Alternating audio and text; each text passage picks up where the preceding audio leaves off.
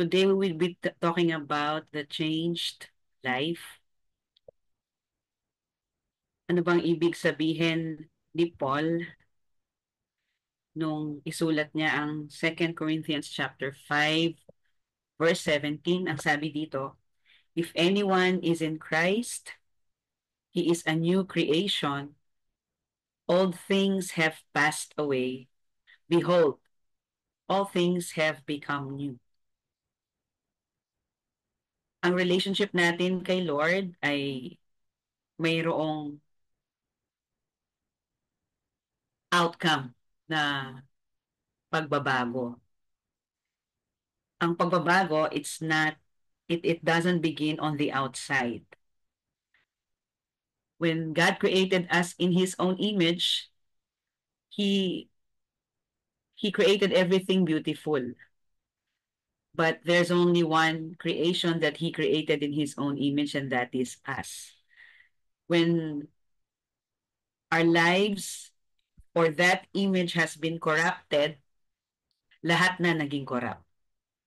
Kaya nung mamatay si Jesus sa krus, ang unang-unang nagkaroon ng pagbabago ay tayo. Because along with our inner transformation is also the transformation of the things outside us. But there is no changed life outside Jesus. That's why Paul said, if anyone, the word anyone means every tribe, male, female, anumang edad, this is applicable to anyone. If anyone will move according to the leading of the Holy Spirit to follow Jesus, ang outcome nun ay change life. But a lot of people are fascinated with changing the external first.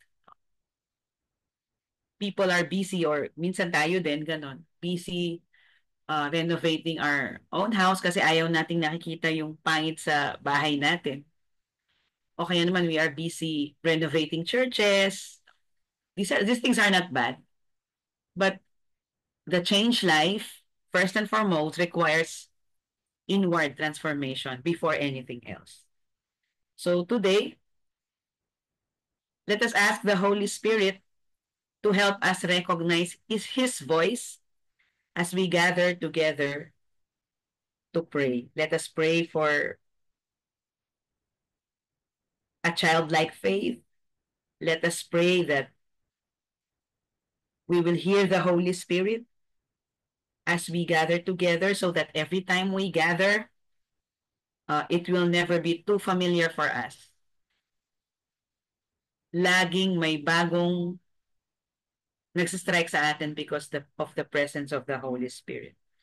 Can I ask Ate Ophel to lead us in this prayer?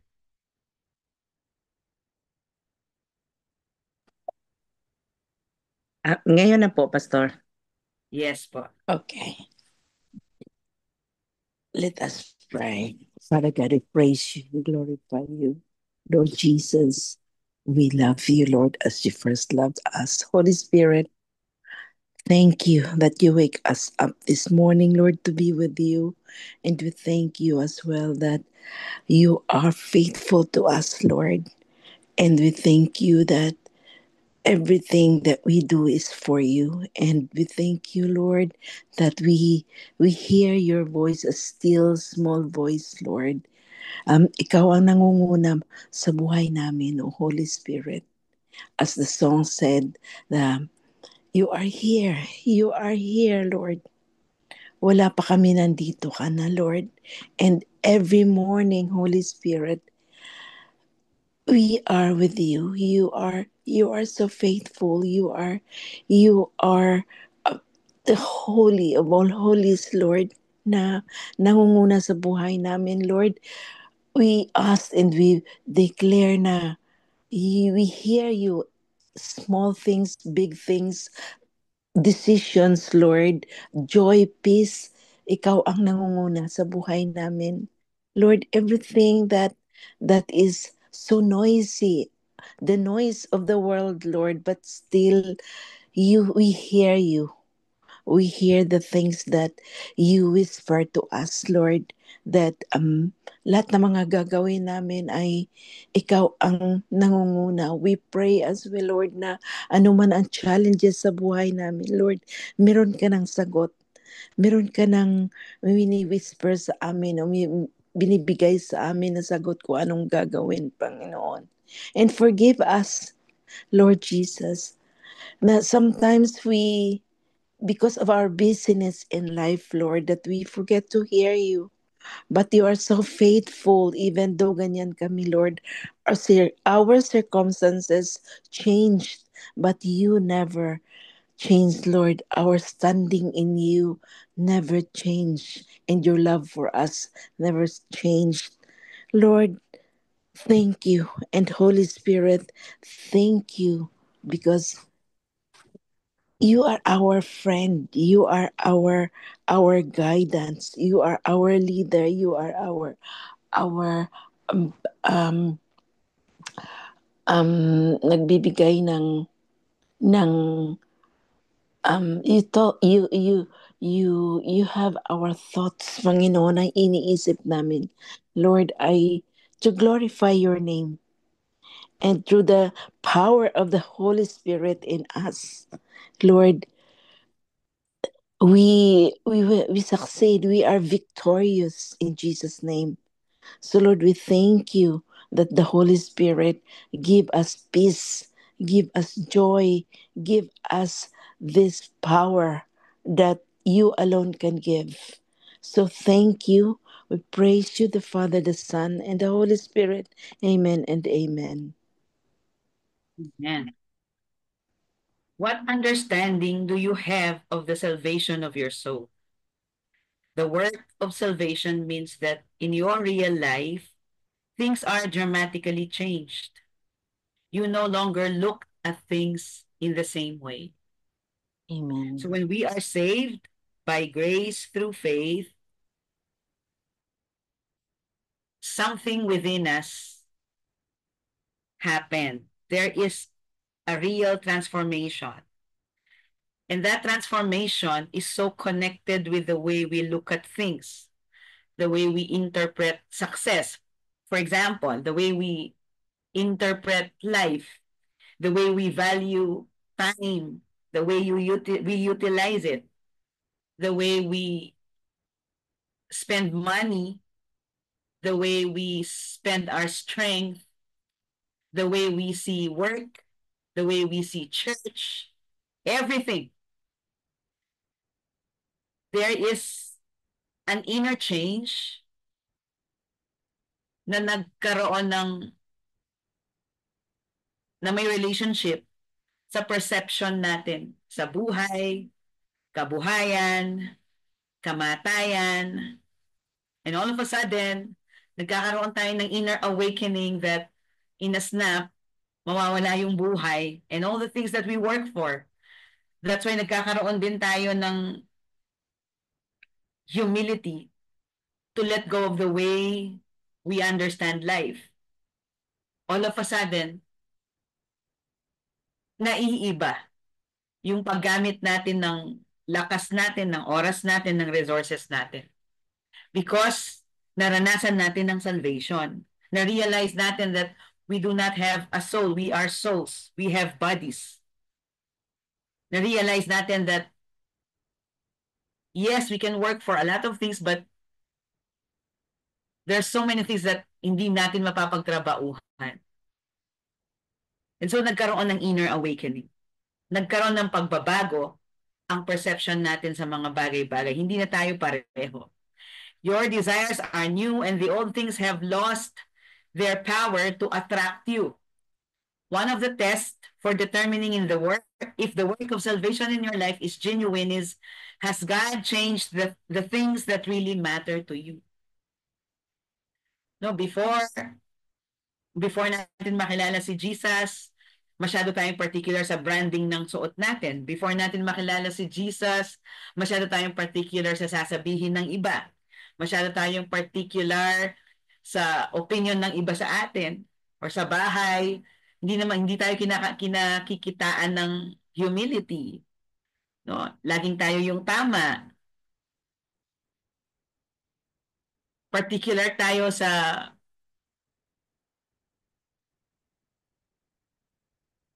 future ng ating family but we're not that particular kung kilala na ba nila si Jesus or hindi. Hindi tayo nababother.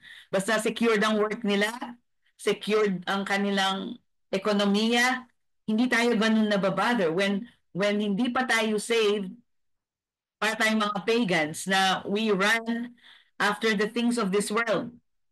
We don't know how to use them in terms of uh, achieving anything that has eternal value. But praise God because nagbago yung mga bagay na nagmamatter sa atin because of His saving grace. Ang sabi ng Bible sa Matthew chapter 6 verse 21, "For where your treasure is, there will your heart be also." So, na-realize natin na hindi pala totoo yung kung ang mahalaga nandun yung puso mo.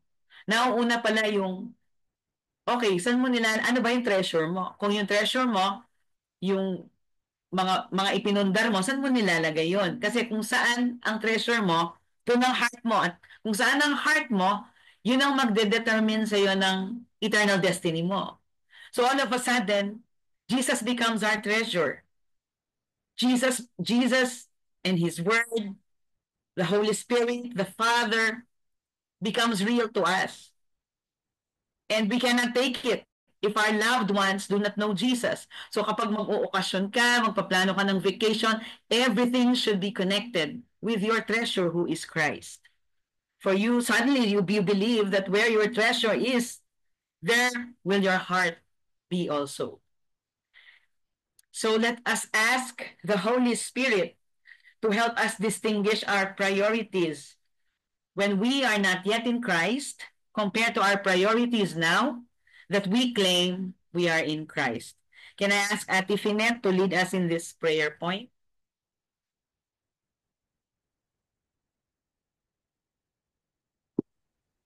Sige po, tayo po ay manalangin. Hallelujah. Father, we thank you that we are here to listen to your words.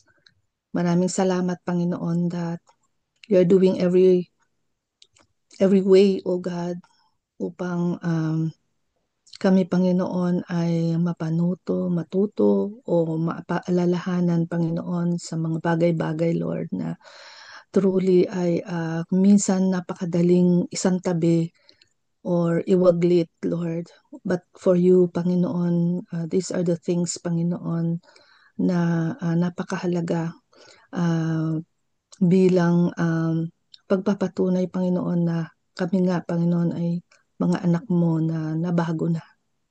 Salamat, O God, the transforming power of the Holy Spirit is assured in us.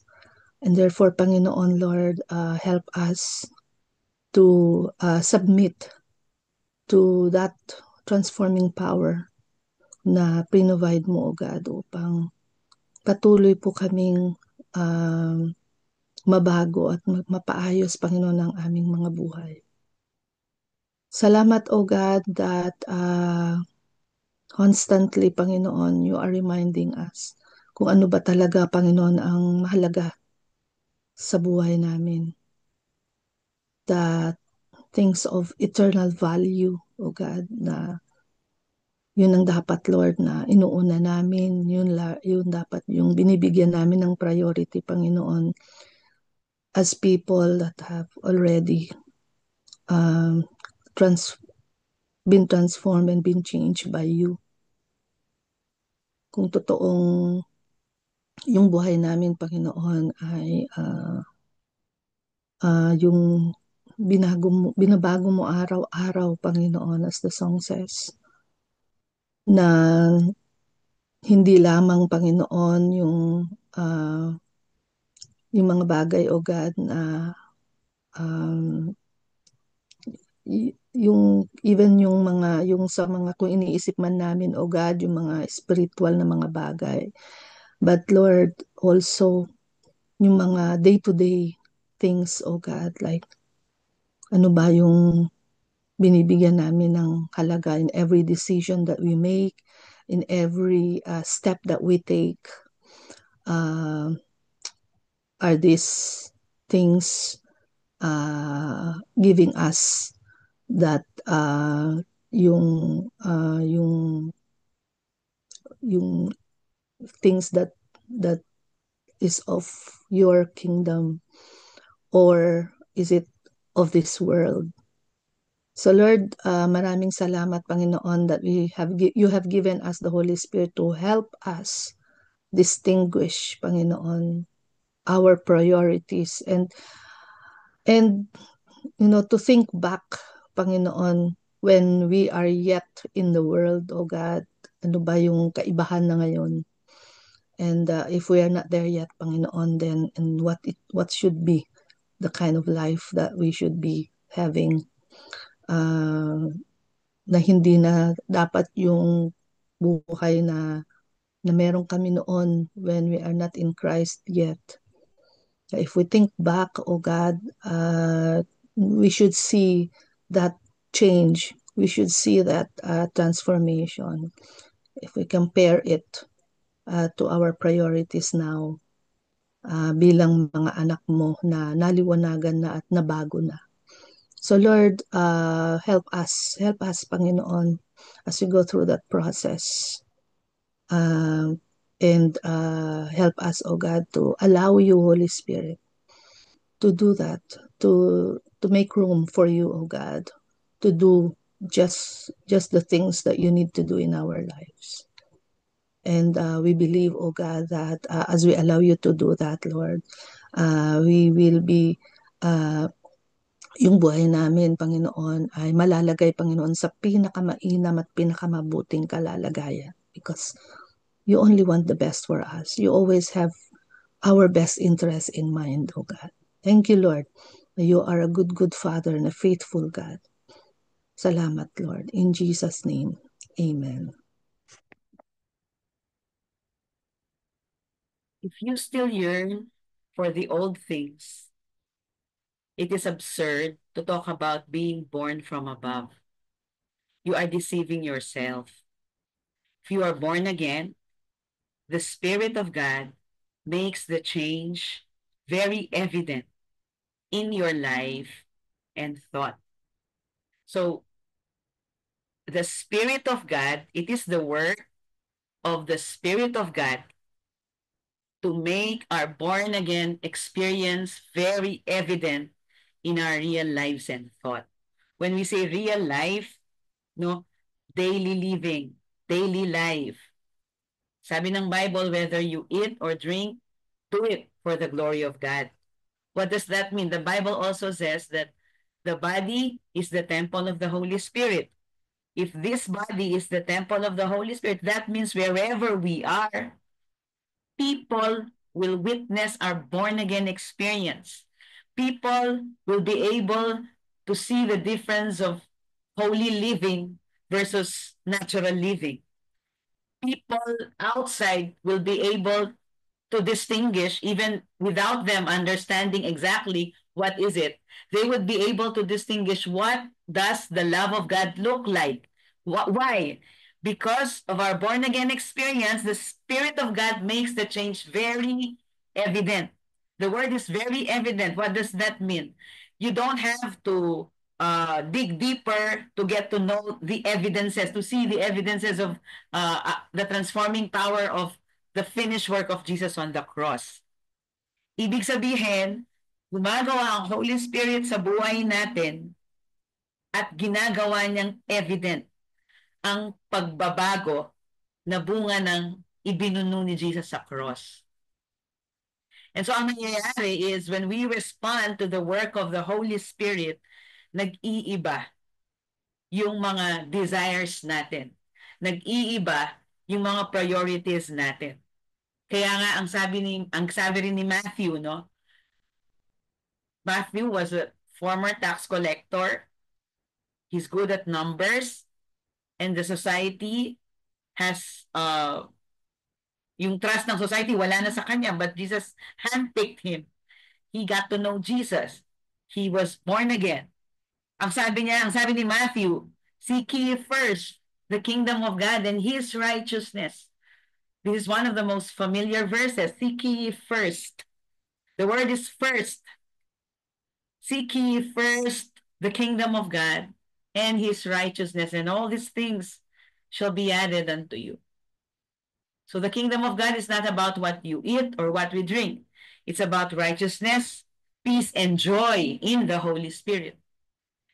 So our born again experience is backed up with very evident proofs that the Holy Spirit Himself is the one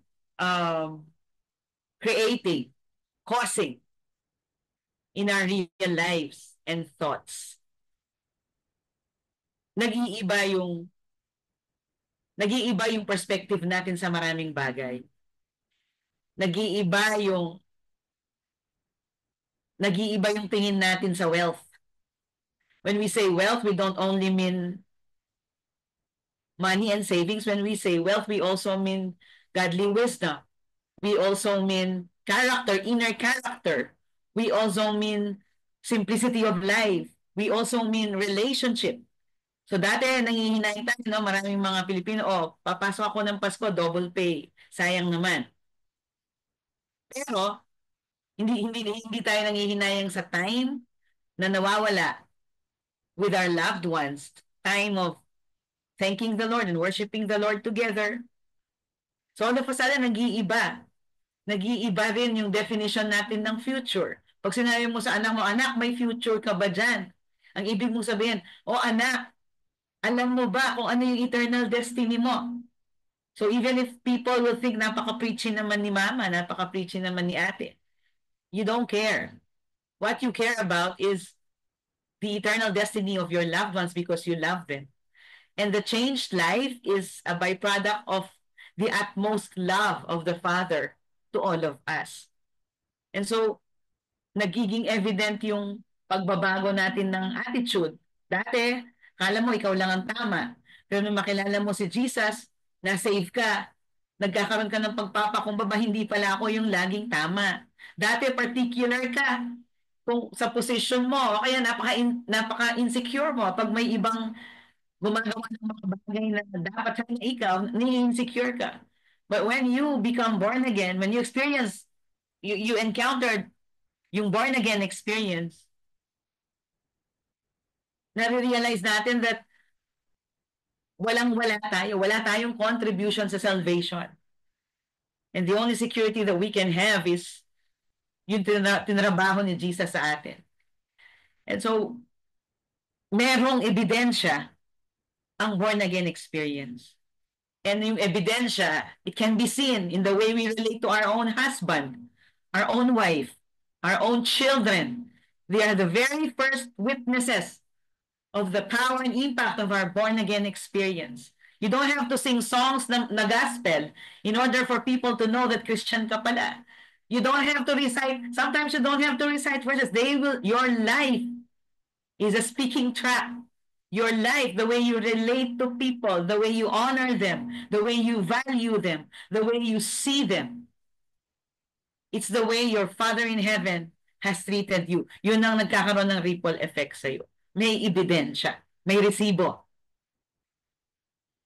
And when a crisis comes, you are the most amazed person on earth at the wonderful difference there is in you. There is no possibility of imagining that you did it. It is this complete and amazing change that is the very evidence that you are saved. So let us ask the Holy Spirit to help us manifest real evidences of our salvation so that our lives will not be stumbling blocks to those who are not yet believers. Can I ask Edmar to lead us in this prayer point?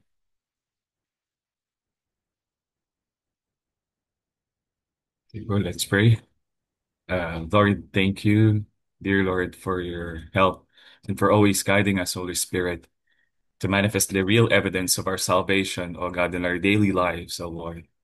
Dear God, I ask your Holy Spirit to always be with us and help us to live holy and righteous and becoming a good salt and light into this world, O Lord, as we represent you, Lord Jesus, of having the identity of being a son and daughters.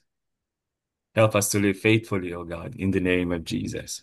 Help us also to overcome every struggles and challenges that sharpen us, that molds us, O God, of becoming of who you want us to be, O Lord.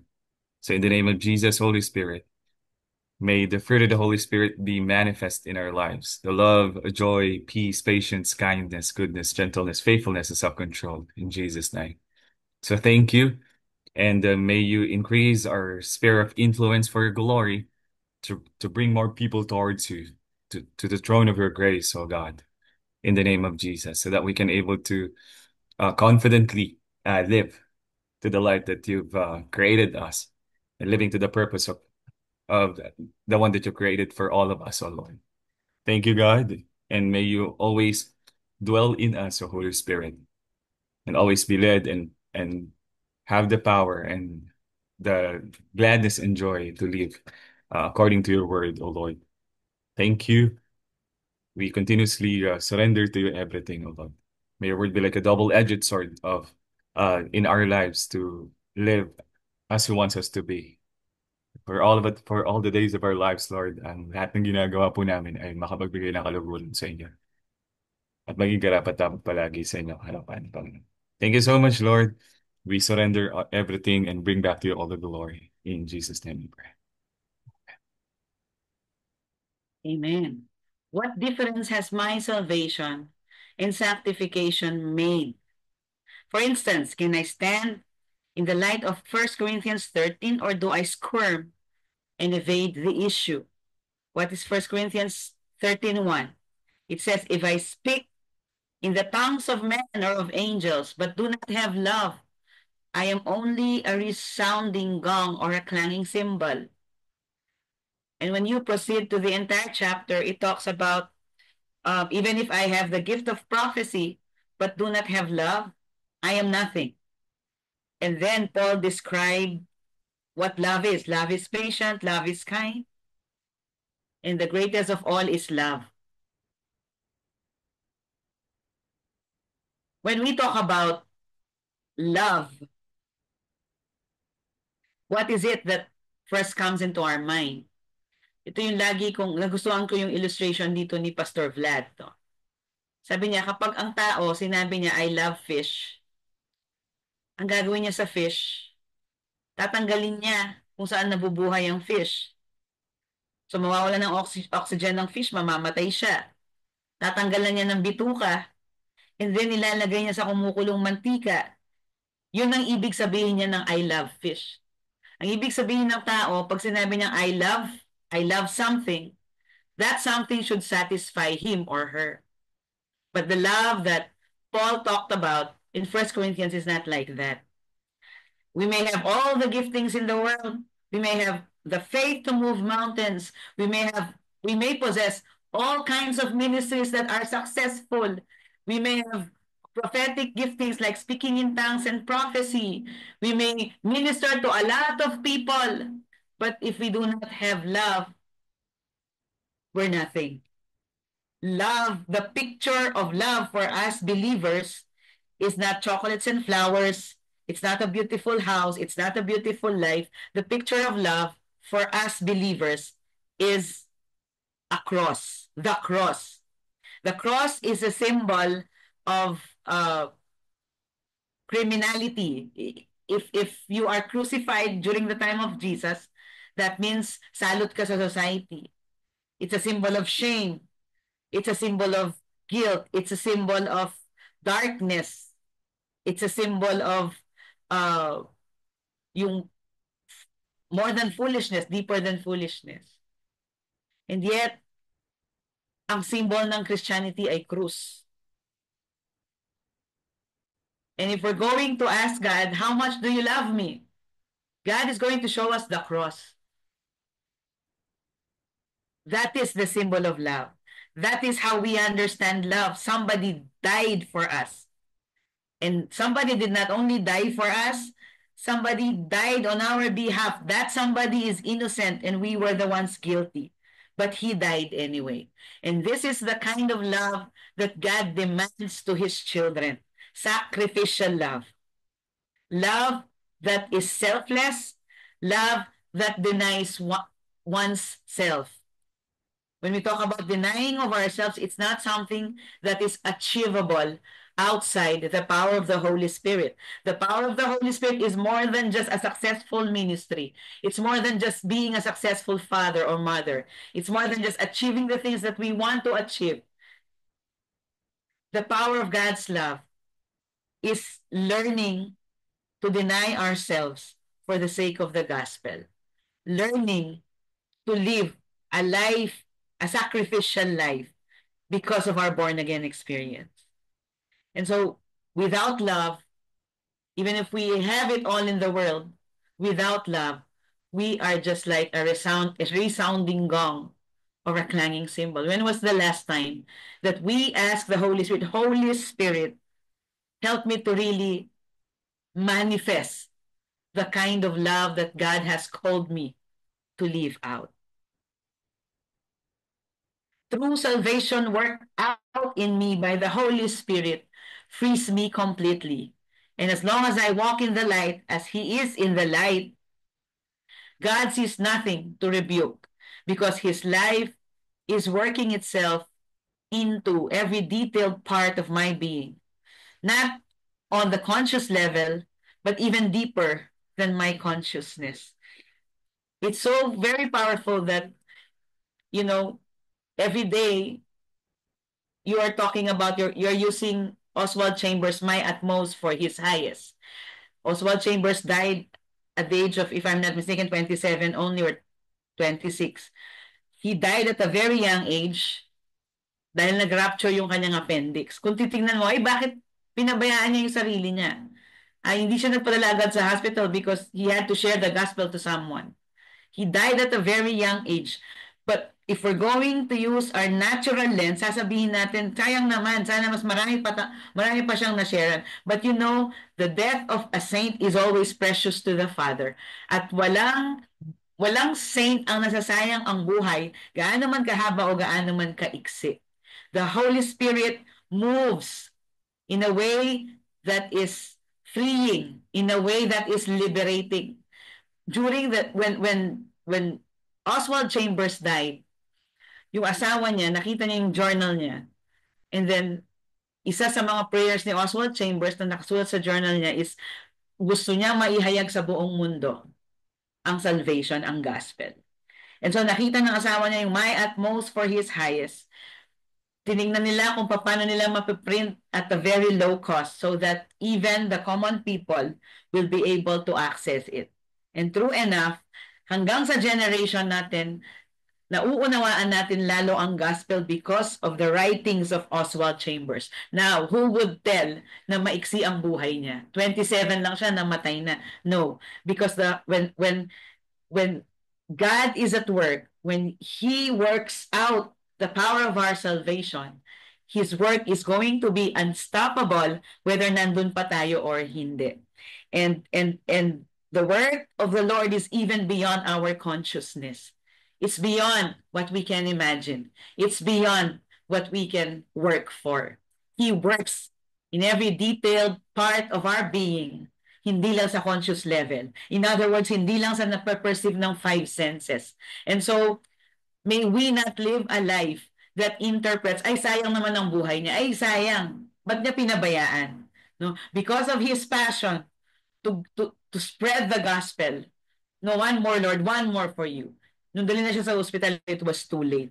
Nag-rupture na yung kanyang appendix. And yet, up to now, sa ating generation, we are using the very experience that the Holy Spirit allowed him to go through. We are using yung revelation ng Holy Spirit kay Oswald Chambers, and we are being blessed. Kahit 20 plus lang siyang namatay. What a life and what a death. Yun ang byproduct ng buhay na binago, the changed life. And so today, let us ask the Holy Spirit to help us realize that God is at work even deeper than our consciousness level. May this truth make us humble than ever. So, Lord, Holy Spirit, come and help us realize that your work is way, way beyond what we can fathom. It's way, way beyond our consciousness. You are working 1,000 times behind the scenes, more than more than what we can imagine, more than what we can ask for. And Lord, I pray and I declare that this truth will change the way we see the brevity of life. We see the shortness or the longevity of our own lives. I pray, God, Holy Spirit, that you would help us to realize that your work is beyond what we can do for you. Help us to welcome your work in our lives, Holy Spirit, so that we will not rely merely on our consciousness, so that we will understand that even beyond our consciousness level, you are moving, you are working. And I pray, God, that this truth, this realization, Lord, will make us humble than ever. I pray that we will be more teachable than yesterday. We will be more humble than yesterday. We will be more submissive than yesterday. We will be more excited than yesterday. Thank you, God. This is our prayer in Jesus' name. Amen. And this is our wisdom from Oswald. There is no allowance whatever in the New Testament for the man who says he is saved by grace, but who does not produce the graceful goods. Jesus Christ, by his redemption, can make our actual life in keeping with our religious profession. So, our further readings before we go to our prayer blast is from Jeremiah chapter 51 to 52 and Hebrews chapter 9. We may now proceed to our prayer blast. We humbly come before you to thank you for the wonderful sharing, wonderful words, and wonderful learnings we have this morning. And for this time, Lord, thank you. And we're asking for your guidance and blessings in today's pillar of society in business, Lord. So in business, the endeavors, Lord, we thank you for the opportunities na you have provided and for the wisdom na meron kami, meron yung mga business word, and I pray na for the success and prosperity of for this venture, oh God. Lord, also please grant us the wisdom to make sound decisions and yung clarity na makita yung opportunities na you have placed before us sa lahat ng mga businessman, businesswoman, give us the strength to work with integrity and to lead yung mga team, yung mga kasama, yung mga workers, yung mga employees with grace, patience, and love, katulad ng natutunan namin this morning, katulad ng ni-remind sa amin this morning. And also bless the staff, yung mga partners, yung mga clients, yung mga customers, and may the work of yung these hands, yung mga ginagamit namin sa pag-business is be prosperous and bring glory always to your name, O God. So Lord, protect the business from harm and misfortune because this business comes from you. So we don't want any trouble na hindi nanggagaling sa inyo. We rebuke it in the name of Jesus and help us to remain focused and discipline, especially during difficult times katulad ng mga nangyayari nowadays. So when challenges may arise, may your grace help us to face them with courage, humility, and resilience, that there is always hope. Because of your promise na you are not going to leave us and you're not always to leave us because of your love and your grace. So Lord, we thank you. We thank you for the constant support and faithfulness. We thank you for your goodness. We thank you for everything that you are doing in our life. And this I pray in business society and business in the word of the business, oh Lord. We thank you. In this I pray, amen.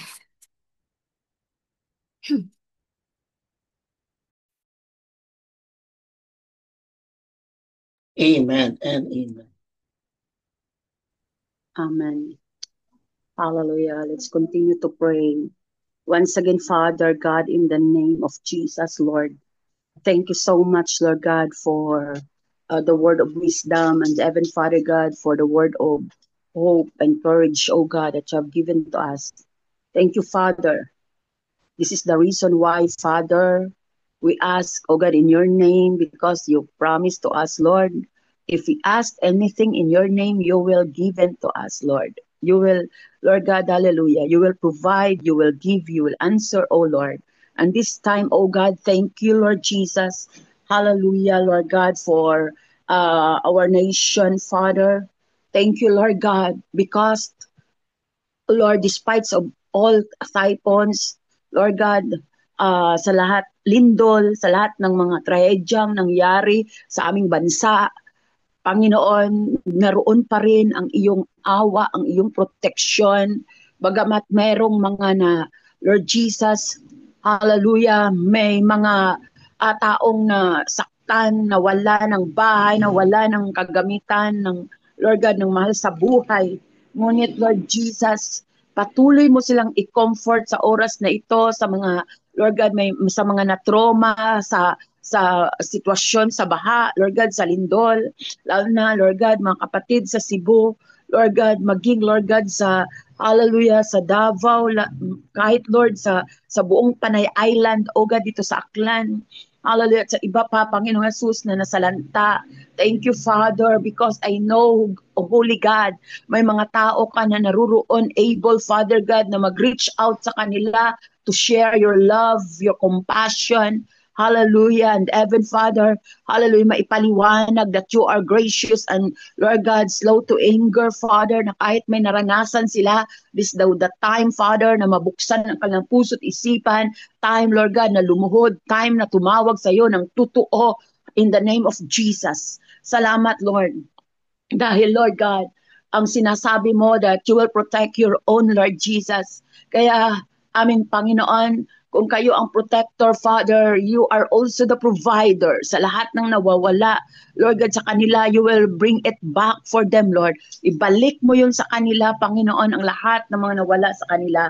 Salamat din po, Lord Jesus, kahit Lord Jesus sa bansang Israel, Lord Jesus, Lord, hallelujah, nakikita mo pa din ito, Panginoong Jesus, sinasabi mo sa amin that we must pray the peace for Israel, and we speak that right now, Father, praying, oh God, and declaring, Father God, for the peace, oh God, of Israel right now, and your divine protection for them in the name of Jesus, even the Ukraine, Russia, Father, hallelujah, you're able, Father God, hallelujah, to Lord God, to protect them, Father, at ibalik sila, Father God, sa original na panawagan mo, dahil hindi po namin nakikita ang bansang ito, Panginoon, ang India, ang Pakistan, Cambodia, Thailand, Lord Jesus, Africa, ang US, ang Canada na ngayon, unti-unti nakikita mo ang mga pagkawalan ng trabaho ng karamihan, apektado, Lord Jesus, ang ang OFW, Father, ang Australia, Lord God, Lord God, lahat, Panginoong Yesus,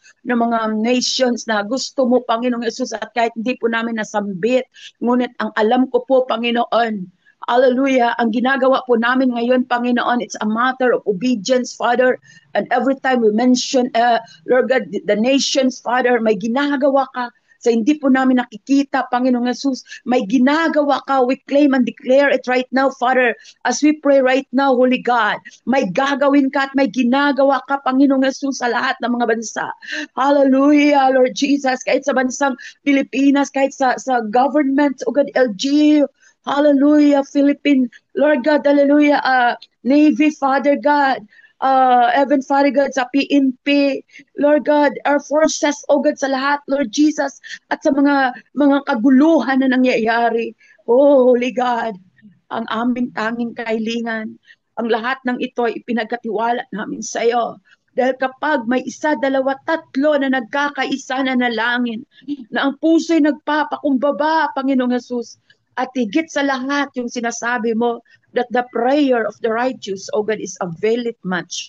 That's why, Father, Lord, hallelujah, umaasa po kami sa aming pagtiwala sa iyo ay may ginagawa ka at may gagawin ka. Salamat sa bawat isang nandito, yung mga warriors, oh God, because you are looking, Father God, a warrior, Father God, these days, oh God, ang totoong nagpapakumbaba, Panginoong Jesus, na nalangin, naging sensitive, Lord God, sa iyong nais, Lord God, na isambitin sa harapan mo.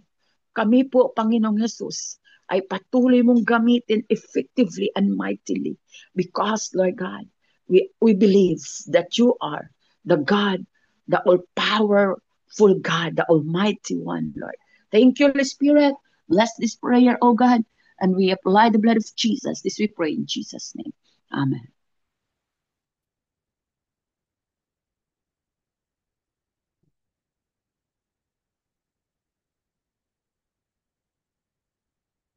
Amen. Panginoon, maraming salamat po muli yung dahil dinala niyo po kami together in this platform, God. And Lord, we know that our sins hinders our prayers to be heard by you. So we are here, Lord, asking for the forgiveness of our sins, that none of our prayers will be heard. You said, Lord, as mentioned by Pastor Jenny, that the prayers of the righteous person avails much. We don't have our own righteousness, Lord God. Yes, even as we heard the lessons that you have given us today, Lord God, we are not righteous, but through the blood of Jesus, you made us righteous.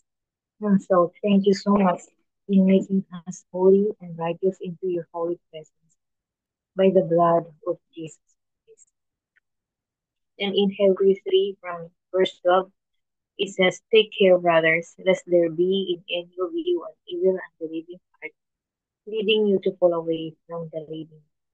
But exhort one another every day as long as it is called today, that none of you may be hardened by the deceitfulness of this. For we have come to share in Christ, if indeed we hold our original confidence firm today. As it is said, today, if you hear his voice, do not harden your hearts as in the rebellion." So we pray, Lord God, for all of your children, all the churches, starting from the pastors, the deaconesses, and all the members, and even all those, Lord God, whom you are using inside the church, the people that you have already saved, God, that none of us will have evil, unbelieving heart anymore, and none of us will fall away from you, O living God, despite the situations that we are experiencing, whether we are suffering or we are enjoying life, oh God, may none of us fall away from you as we are already saved or that who are inside the churches. And but we will always remember, Lord, to exhort one another every day, like what we are doing here in daybreak. Every morning, Lord God, we are here gathered together to exhort one another, to remind one another with the lessons that you have given us through Oswald Chambers by our facilitators.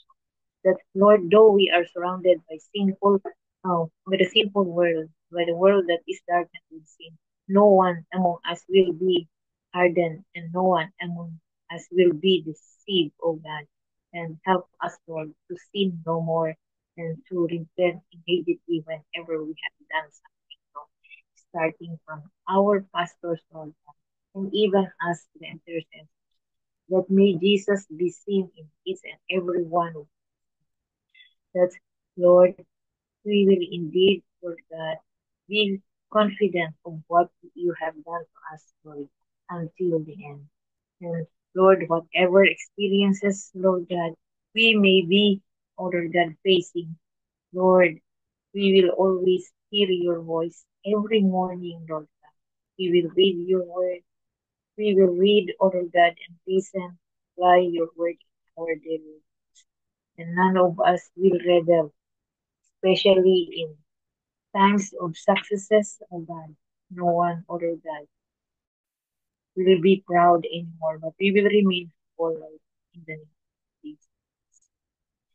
We also, other God, heard this morning that without love, none of the things that we are doing will be, other God, accepted you, O Lord, and it will be just a crying. everything will be with us. And so we thank you so much in pouring out your love, dear Jesus, through the churches and the ministries, that the people around us will experience your love through the church and the ministries.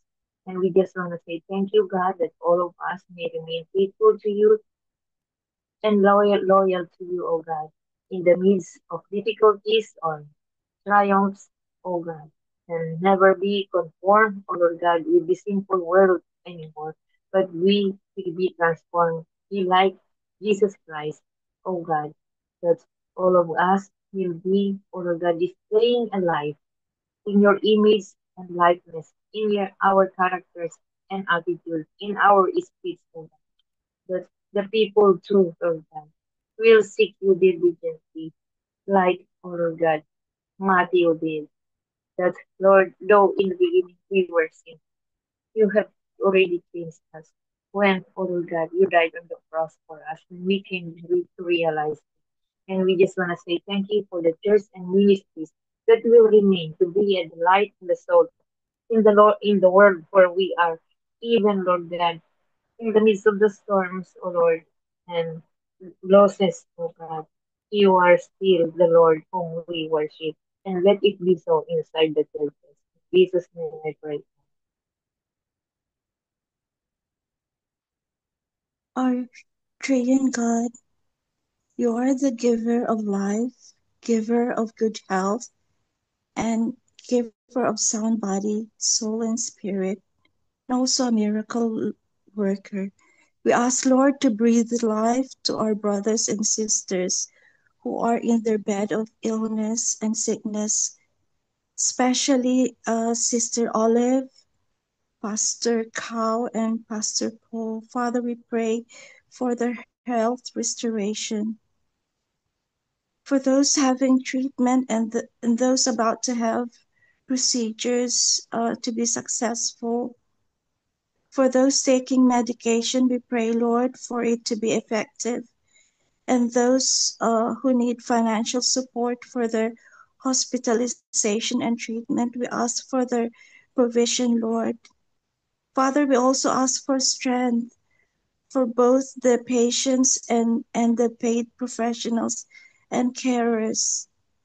Also, provide those in the caring field the kindness, the love, wisdom, and knowledge required for their jobs. Lord, may your will be done in the lives of our brothers and sisters who are in our Zoom lists and those we haven't mentioned.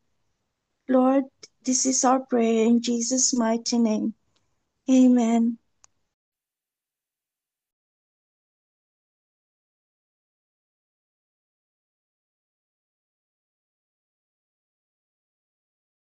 Meron po ba sa atin dito na dumating ang araw ng kanilang kapanganakan o anibersaryo that we can pray for?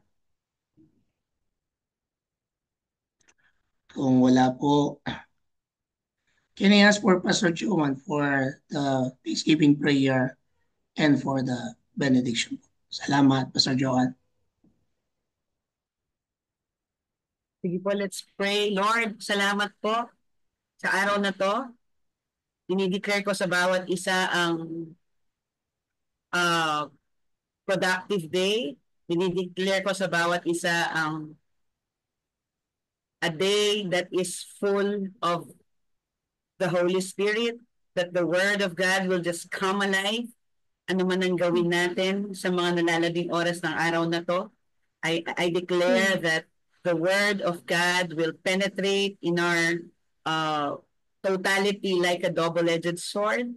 I pray in the name of Jesus that each of us will be a blessing to any person that we will have an encounter with today. I pray that our words will be source of encouragement to those who are in need. Our hands will be used so that those who are needing comfort will be comforted. I pray that we will use our minds to discern the things above, not only the things that our five senses can perceive, so that our prayer lives will be more than what our eyes can see. We will pray according to the leading of the Holy Spirit so that our prayers will reach every nation, every leaders, every bloodline, every generation. I pray and I declare that we will never be the same again when it comes to the way we meditate on the word, the way we take the word of the Lord each day. We will never be the same again. I join you in praying for the salvation of your bloodline. Walang maiiwan sa lahi ninyo. Every generation will get to know Jesus and come to receive Jesus as their personal Lord and Savior. I declare that every good and perfect gift that we are all experiencing will always be attributed to the goodness of our Abba Father. I pray and I declare that the more we get deeper in the Lord, the more we will enjoy this life.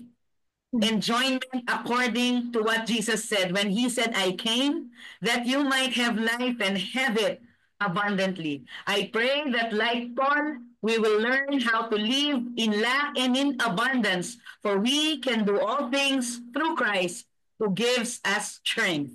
Be a blessing in your workplace, in your house, in the market, in the church, and wherever God leads you today. In the name of the Father, and of the Son, and of the Holy Spirit, amen and amen. Amen. Amen. Amen. Amen. Amen.